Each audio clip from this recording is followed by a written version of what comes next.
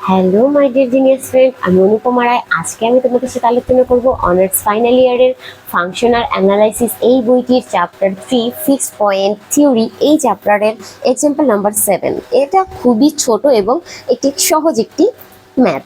এই ম্যাথটিতে বলা আছে ধরি T such that R extends to R চিত্রণটি T X equal to 1/2x। T এর মান কত? টি এক্স এর মান হচ্ছে 1/2x।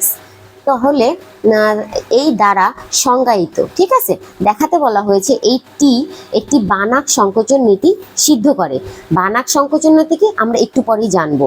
সিদ্ধ করে এবং টি এর একটি অনন্য নির্দিষ্ট বিন্দু আছে, মানে এইটা বানাক সংকোচন নীতিও সিদ্ধ করবে আর এর একটি অনন্য নীতিও বা অনন্য বিন্দু আছে। তাহলে বানাক সংকোচন নীতিটা কি?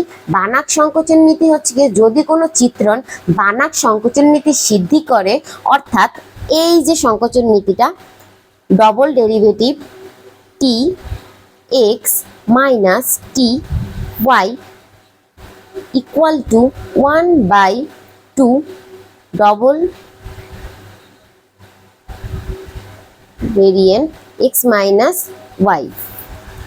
ঠিক আছে, এইটা যদি কোনো চিত্রণ সত্য করতে পারে বা এইটা যদি সিদ্ধ করতে পারে, তখনই আমরা সেটাকে বলবো সংকোচন চিত্রণ বা বানাক সংকোচন নীতি সিদ্ধ হয়েছে। এবং বানাক সংকোচন নীতি সিদ্ধ হলেই টি এর একটি বা যে চিত্রণ থাকবে সেই চিত্রণের একটি অনন্য বিন্দু উপস্থিত থাকবে। ঠিক আছে, এইটা কি বানাক সংকোচন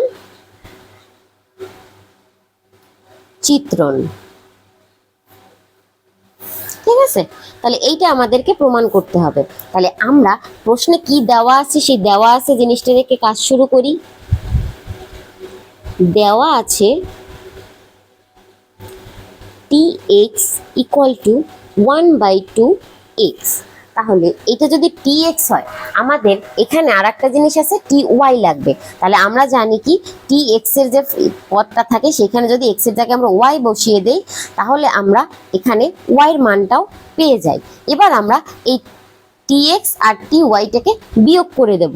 তাহলে আমাদের এই যেই সংকোচন নীতির এই যে টি এক্স মাইনাস টি ওয়াই বিয়োগ করে যখন আমরা দিচ্ছি ডবল ভেরিয়েন্টের ভিতরে, তখন আমাদের এখানে মান বসাতে হবে টি এক্স এর। টি এক্স প্রথমে আছে তাই 1/2x, আর এখানে মাইনাস মাইনাস আর টি ওয়াই এর মান হচ্ছে 1/2y।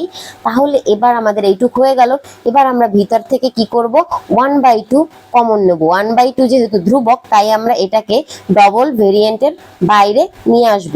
আর আমাদের এই এক্স মাইনাস ওয়াই মধ্যে থাকে, তাই আমাদের এক্স মাইনাস এর মধ্যে রয়েছে, মানে এখানে আর একটা লাইন আছে, সেটা হচ্ছে কি 1/2 এক্স মাইনাস ওয়াই। যেহেতু এখানে এটা ধ্রুবক, তাই এটাকে আমরা বাইরে নিয়ে আসতে পেরেছি, বা স্কেলার, তার কারণে আমরা এটাকে বাইরে নিয়ে এসেছি। তো এটা যেহেতু বাইরে নিয়ে এসেছি, যেটা হচ্ছে গিয়ে এইটা ইকুয়াল টু এইটা হয়েছে, তার মানে এটা বানাক সংকোচন নীতি সিদ্ধ করছে বা চিত্রণকে সিদ্ধ করছে। তাহলে আমরা লিখতে পারি যা একটি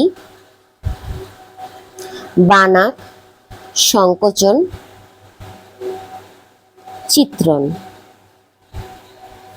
অতএব যা একটি বানাক সংকোচন চিত্র, অতএব টি এর একটি অনন্য নির্দিষ্ট বিন্দু আছে। অনন্য নির্দিষ্ট বিন্দু আছে।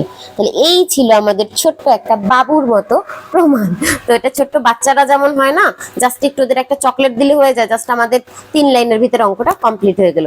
তো দেখা হবে পরবর্তী ভিডিওতে। তোমাদের যদি কারো কোনো কোশ্চেন থেকে থাকে, তাহলে অবশ্যই আমাদের ডিসক্রিপশন বক্সে দেওয়া নাম্বারে যোগাযোগ করতে হবে। আর আমি অনুপমা রায়, আমার টিম তোমাদের সব সময় সাহায্য করার জন্য আমরা প্রস্তুত থাকি। তোমরা জাস্ট একটা মেসেজ ড্রপ করবে আমাদের হোয়াটসঅ্যাপ নাম্বারে, আর আমরা তোমাদেরকে যথাসম্ভব আমাদের সাধ্য মতোই সাহায্য করব।